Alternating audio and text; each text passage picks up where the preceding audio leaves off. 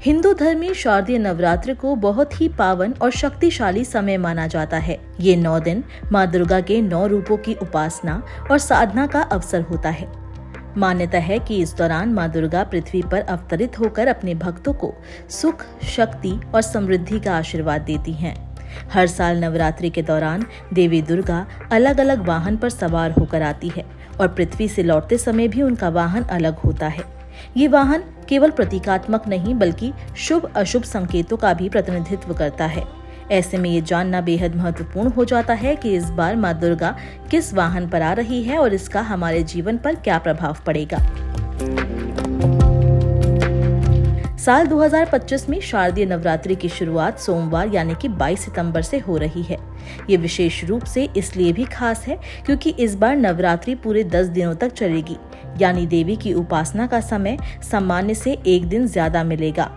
घट स्थापना इसी दिन की जाएगी और पूजा का ये पावन सिलसिला 2 अक्टूबर तक चलेगा। इस वर्ष देवी दुर्गा का आगमन हाथी पर हो रहा है, जिसे अत्यंत शुभ संकेत माना गया है। धार्मिक ग्रंथों और देवी भागवत पुराण के अनुसार जब देवी हाथी पर सवार होकर आती हैं, तो ये वर्ष समृद्धि, शांति और उन्नति का प्रतीक बन जाता है। हाथी को शक्ति, ऐश्वर्य और सौभाग्य का प्रतीक माना जाता है। जब माँ दुर्गा इस वाहन से आती है तो इससे ये संकेत मिलता है कि साल भर अच्छी वर्षा, भरपूर फसल, आर्थिक प्रगति और सामाजिक स्थिरता बनी रहेगी। विशेष रूप से किसानों के लिए ये एक शुभ सूचना है क्योंकि इसका मतलब है कृषि में उन्नति और प्राकृतिक सहयोग मिलेगा। 2025 में माँ दुर्गा का प्रस्थान मनुष्य के कंधे पर होगा। ये भी एक शुभ संकेत माना गया है। धार्मिक मान्यताओं के अनुसार जब देवी मनुष्य के कंधे पर विदाई लेती है तो ये इस बात का प्रतीक होता है कि समाज में सहयोग, समरसता और पड़ोसी देशों के साथ संबंध मजबूत होंगे। ये संकेत व्यापार, राजनीतिक और समाज के लिए भी शुभ होता है क्योंकि इससे आंतरिक स्थिरता और आर्थिक विकास को बढ़ावा मिलता है। नवरात्रि केवल पूजा का ही नहीं बल्कि आत्मशुद्धि और संयम का भी पर्व है। अगर आप माँ दुर्गा की कृपा प्राप्त करना चाहते हैं तो कुछ नियमों का पालन करना बेहद आवश्यक है।